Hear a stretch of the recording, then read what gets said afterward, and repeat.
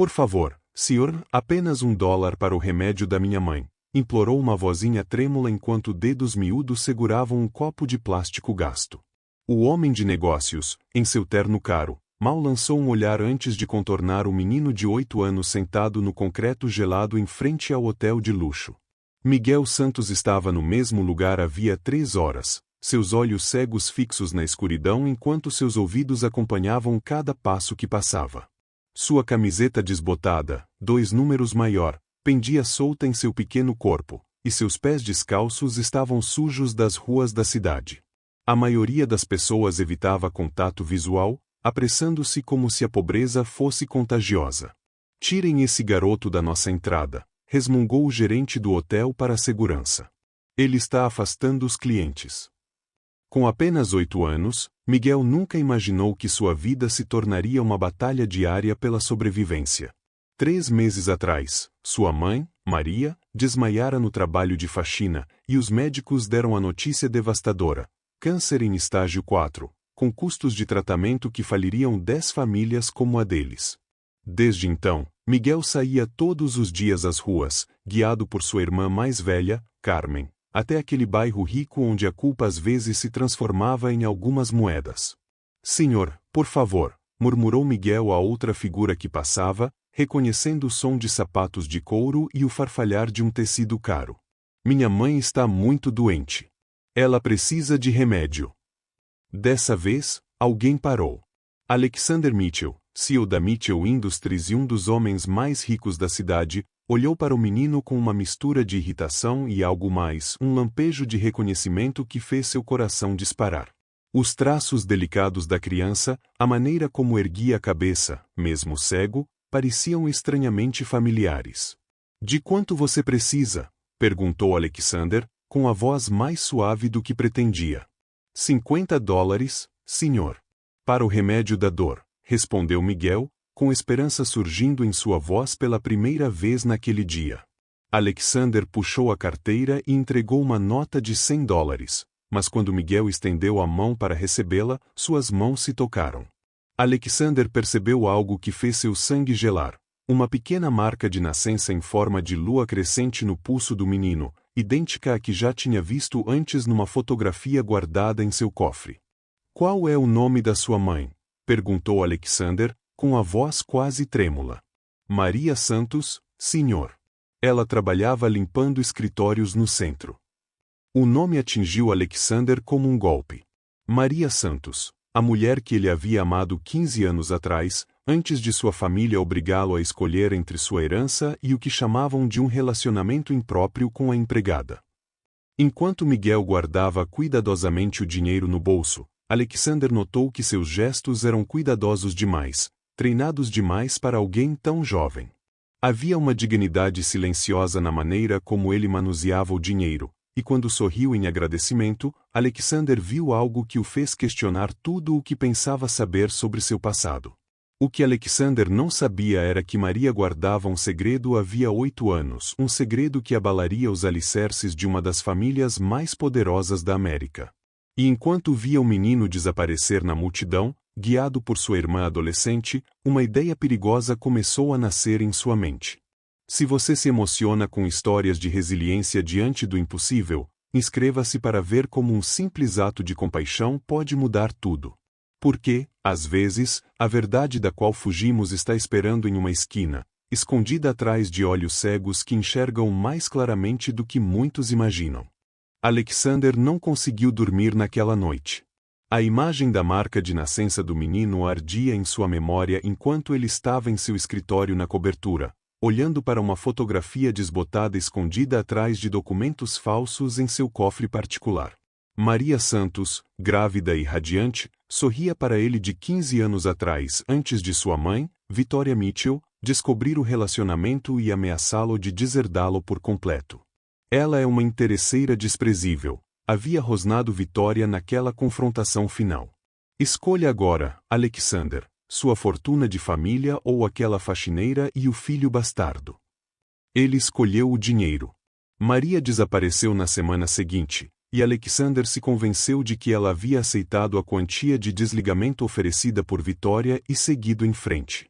Mas agora, ao ver o rosto de Miguel, aqueles mesmos olhos escuros, aquela marca idêntica, a matemática do tempo fazia um terrível sentido. Enquanto isso, do outro lado da cidade, em um pequeno estúdio, Miguel guiava a mão trêmula de sua mãe até a boca dela, enquanto ela lutava para engolir o remédio. O rosto outrora belo de Maria estava abatido, sua pele amarelada pelo câncer que devastava seu corpo. Os $100 comprariam mais uma semana de alívio, nada além disso. Mijo, você não deveria ter que fazer isso, sussurrou Maria, com lágrimas escorrendo pelo rosto. 8 anos de idade, e você cuida de mim como se eu fosse a criança. Os pequenos dedos de Miguel encontraram seu rosto, enxugando as lágrimas com delicada precisão. A Carmen me ensina os caminhos seguros, mamãe. Eu sei quais esquinas têm pessoas boas.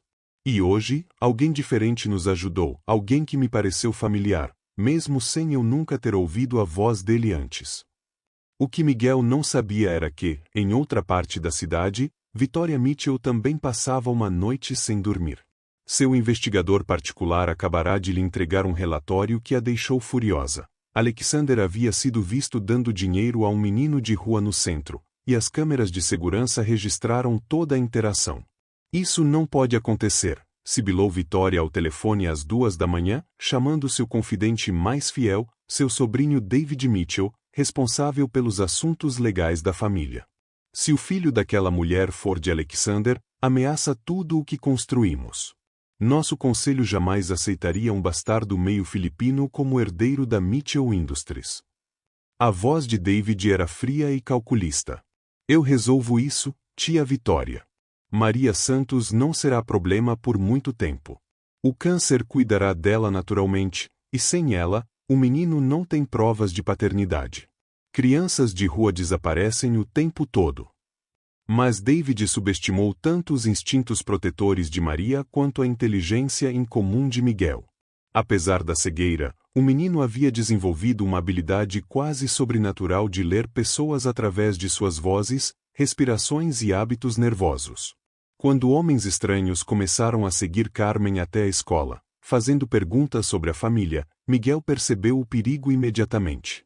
Mamãe, disse ele baixinho certa noite, alguém está nos observando. Eles cheiram a colônia cara e andam cuidadosos demais, como se estivessem caçando. O coração de Maria disparou. Ela havia esperado que seu silêncio protegesse os filhos, que a família Mitchell nunca descobrisse o filho de Alexander. Mas ela havia guardado algo por 15 anos, provas capazes de destruir o império cuidadosamente construído de Victoria se algo acontecesse à sua família. Na manhã seguinte, Alexander voltou para a mesma esquina do hotel, mas Miguel não estava lá. Após perguntar aos seguranças, soube que o menino aparecia todos os dias, exceto às terças-feiras, quando a mãe fazia quimioterapia na clínica gratuita do centro. Alexander dirigiu até a clínica, as mãos tremendo ao estacionar diante do prédio decadente. Através das portas de vidro, vislumbrou uma mulher em cadeira de rodas, frágil, doente, mas inconfundivelmente Maria. Ao lado dela estavam uma adolescente e um pequeno menino cujos olhos cegos pareciam mirar diretamente para o carro de Alexander. Por um instante, seus olhares se cruzaram através do estacionamento, olhos cegos e olhos que viam, unidos por uma verdade que nenhum ousava dizer. Mas alguém mais também observava, de um sedã preto a 50 metros de distância, enquanto David Mitchell erguia uma câmera e começava a tirar fotos que selariam seu destino. Enquanto Alexander permanecia imóvel em seu carro, com medo de se aproximar e medo de fugir, Miguel inclinou a cabeça daquele jeito peculiar que significava que ele ouvia algo que ninguém mais podia perceber.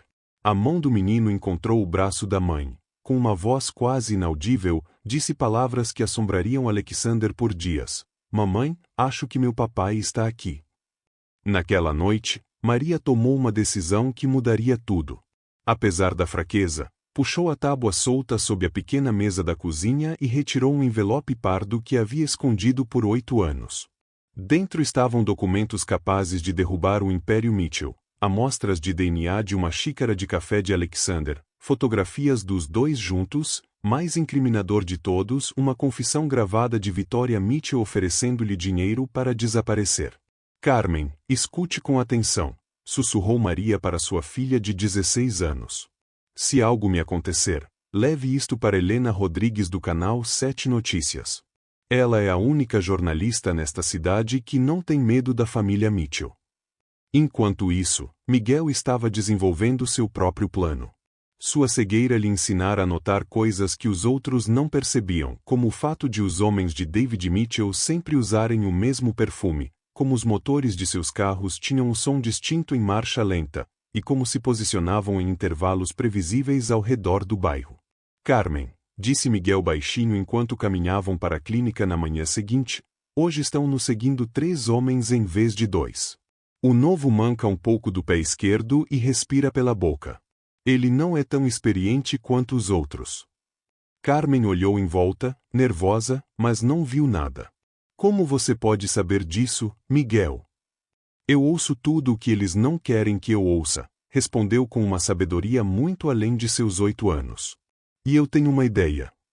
Alexander, atormentado por noites em claro, finalmente contratou sua própria investigadora particular, não alguém ligado à sua família, mas Rebecca Shen, uma ex-agente do FBI especializada em localizar pessoas desaparecidas. Quando ele mostrou a foto de Miguel, a expressão dela ficou séria. Sr. Mitchell, este menino está sendo vigiado há semanas. Vigilância profissional. Alguém com muitos recursos quer controlar o que acontece com ele. Controlar? O que isso significa? Exigiu Alexander. Quero dizer que estão planejando algo definitivo. O senhor precisa agir rápido se quiser protegê-lo. Alexander sentiu seu mundo desmoronar. Consiga tudo o que puder sobre Maria Santos e seus filhos. E Rebecca, mantenha isso totalmente confidencial. Estou começando a achar que minha própria família pode estar envolvida no que está acontecendo. De volta ao apartamento, Miguel executava a primeira fase de seu plano.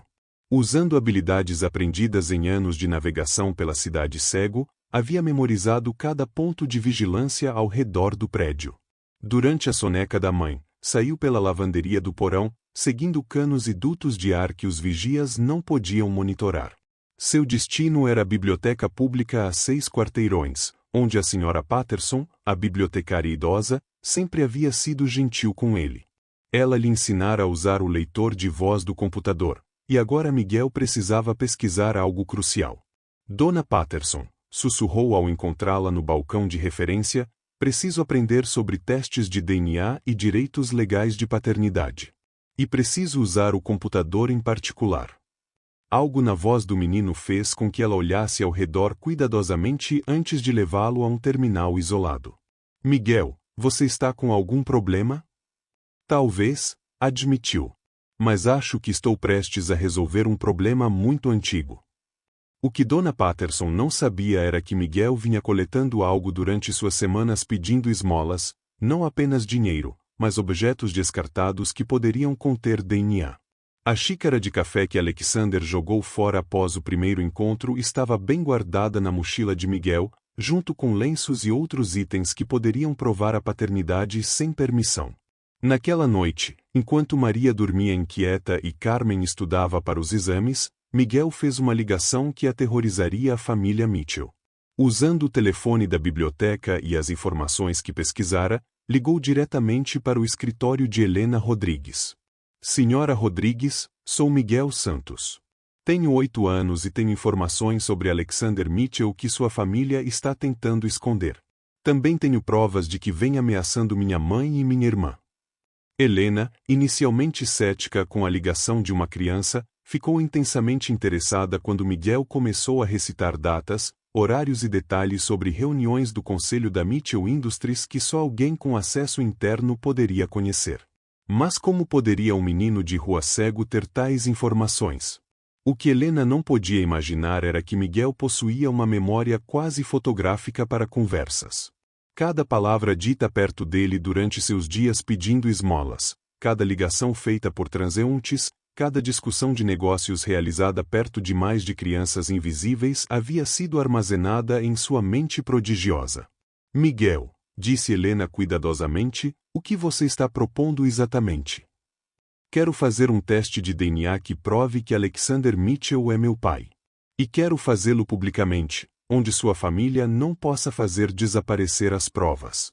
Mas antes, preciso da sua ajuda para garantir que minha mãe e minha irmã estejam seguras. Ao desligar o telefone, Carmen descobriu a cama vazia do irmão e entrou em pânico.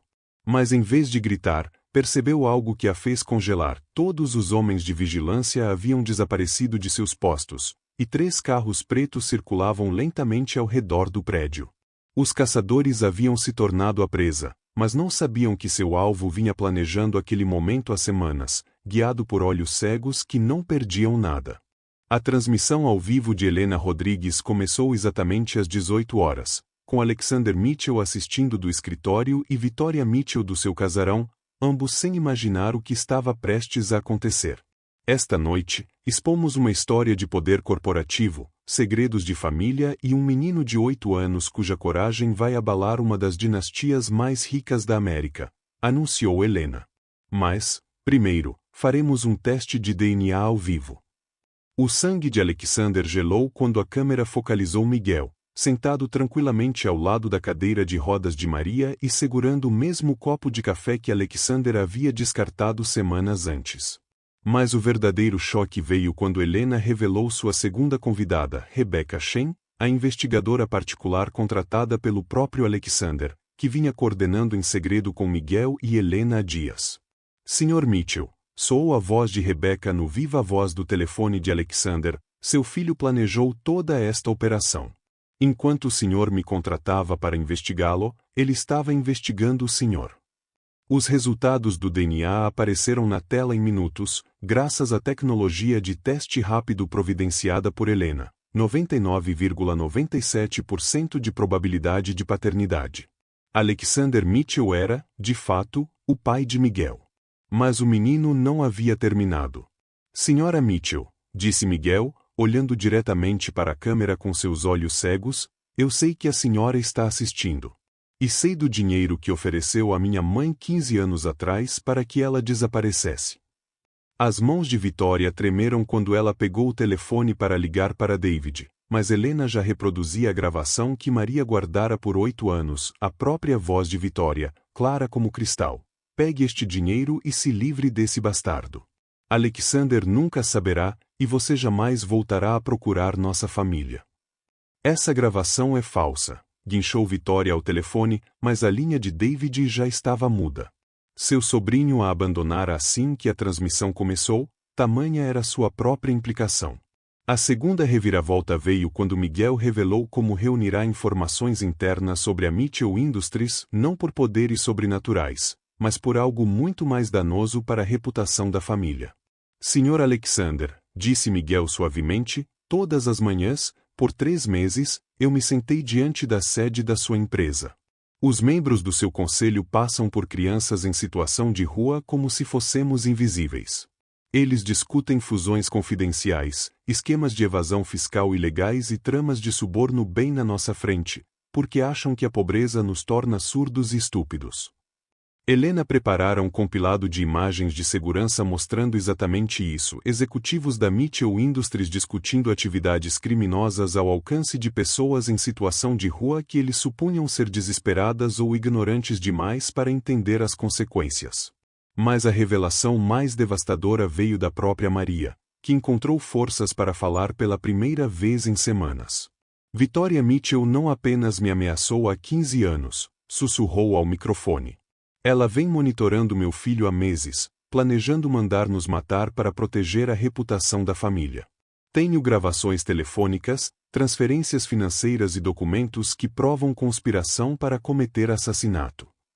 Alexander, assistindo do escritório, sentiu seu mundo ruir. A família que escolhera em vez do amor não apenas lhe roubara o filho, como planejara assassinar essa criança para preservar a imagem deles. O pânico de Victoria atingiu o auge quando agentes federais, em coordenação com a transmissão de Helena, realizaram buscas simultâneas em seu casarão e no escritório de advocacia de David. As provas reunidas por Maria ao longo de 8 anos, somadas às conversas gravadas por Miguel com os operativos de vigilância que subestimaram a memória de um menino cego, forneceram indícios suficientes para múltiplas acusações criminais.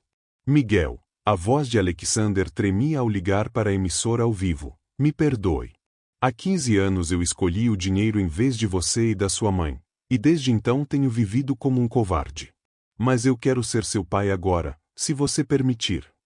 A câmera registrou a pequena mão de Miguel encontrando o rosto da mãe e enxugando lágrimas que ela já não tinha forças para derramar. Mamãe, tudo bem se eu amar meu papai agora?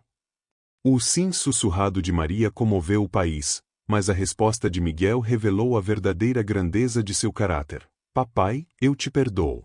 Mas você precisa prometer que vai ajudar outras crianças como eu, para que mais ninguém tenha que implorar pelo remédio da mãe. Enquanto agentes federais levavam Victoria Mitchell algemada, seu grito final ecoou pelo casarão: ele não é ninguém. Apenas um bastardo cego das ruas. Mas o mundo já havia visto onde estava a verdadeira nobreza no menino de 8 anos que orquestrou justiça com uma sabedoria que envergonhou os adultos, sem nunca perder a doçura do coração. Alexander correu para o estúdio de TV, mas quando chegou, Miguel dormia no colo da mãe, exausto de carregar por tanto tempo o peso da sobrevivência da família. O menino que fora invisível para a sociedade fez com que, pela primeira vez, os poderosos enxergassem com clareza. 6 meses depois, Miguel Santos Mitchell estava no saguão de mármore do que antes fora Mitchell Industries, agora renomeada como Fundação Santos Mitchell. Sua pequena mão repousava sobre uma placa de bronze com a inscrição Ala Memorial Maria Santos, onde cada criança importa. A fundação havia se tornado a maior provedora de atendimento médico gratuito e educação para crianças em situação de rua no país. Maria havia falecido pacificamente 3 meses antes, mas não sem antes ver os olhos do filho curados por uma cirurgia experimental financiada por Alexander. Suas últimas palavras para ele foram: obrigada por escolher o amor em vez do medo. Cuide de nossos filhos. O primeiro rosto que Miguel viu claramente foi o de sua mãe. Embora a dor ainda morasse em seu coração, ele carregava seu sorriso por onde ia. Carmen, agora matriculada na escola preparatória mais prestigiada da cidade com bolsa integral, coordenava os programas de alcance juvenil da fundação. Aos 17 anos, tornará-se a voz de milhares de crianças que haviam sido invisíveis para a sociedade. Meu irmão me ensinou que ser pobre não te torna impotente, dizia com frequência às câmeras. Te torna criativo. O próprio Alexander havia sido transformado pela sabedoria do filho. Passava as manhãs em reuniões de diretoria reestruturando os negócios da família com práticas éticas, e as tardes nas ruas, aprendendo a ver a comunidade de sem-teto através dos olhos de Miguel. O homem que antes ignorava crianças pedindo esmolas agora conhecia cada uma pelo nome. Miguel estava certo, disse Alexander a repórteres durante a cerimônia de abertura da fundação. Eu era cego para o que realmente importava, enquanto ele, sem visão, enxergou a verdade que me escapou por 15 anos. A queda de Victoria Mitchell foi rápida e implacável. Condenada por conspiração, intimidação de testemunhas e tentativa de assassinato, recebeu pena de 20 anos. Sua última aparição em tribunal mostrou uma mulher destruída, suas roupas de grife substituídas pelo uniforme laranja da prisão, seu império reduzido a cinzas. A licença de advogado de David foi cassada permanentemente, e ele declarou falência após as ações civis movidas pelas vítimas de seus esquemas ilegais. Mas a punição mais justa veio de uma fonte inesperada. A comunidade de sem-teto, que Victoria havia desprezado, começou a protestar diariamente diante de sua mansão, cada pessoa carregando cartazes com seus nomes e histórias, obrigando seus vizinhos ricos a ver a humanidade que ela tentou apagar. A transformação de Miguel foi a mais extraordinária de todas. O menino que antes pedia esmolas por remédios agora se sentava em reuniões de diretoria, com sua voz de 8 anos recebendo respeito de executivos experientes. Sua cegueira havia sido curada, mas ele escolheu continuar usando braille e confiando em sua audição aguçada, dizendo: minha deficiência me ensinou a ouvir o que as pessoas realmente querem dizer, não apenas o que falam. A joia da fundação era a escola Segunda Chance, onde crianças que antes viviam nas ruas recebiam não apenas educação, mas também habilidades de vida, aconselhamento e atendimento médico. Miguel fazia questão de ensinar lá 2 vezes por semana, ajudando outras crianças a desenvolver os mesmos instintos de sobrevivência que salvaram sua família. Aprendi algo importante naquelas ruas, disse Miguel a seus alunos em uma lição memorável. As pessoas que têm poder costumam esquecer que o respeito se conquista, não se herda. A mulher que tentou destruir minha família tinha milhões, mas não pôde comprar a única coisa que realmente importa, a coragem de fazer o que é certo. Helena Rodrigues, cujo jornalismo investigativo havia iniciado a conversa nacional sobre responsabilidade corporativa e bem-estar infantil, ganhou o prêmio Pulitzer por sua cobertura. Ela deu crédito a Miguel por ensiná-la que as histórias mais importantes geralmente estão bem diante de nós, esperando alguém corajoso o suficiente para ouvi-las. No primeiro aniversário da transmissão, Alexander ajoelhou-se ao lado de Miguel no cemitério onde Maria repousava. Sua mãe estaria tão orgulhosa, sussurrou. Você salvou não apenas nossa família, mas centenas de outras.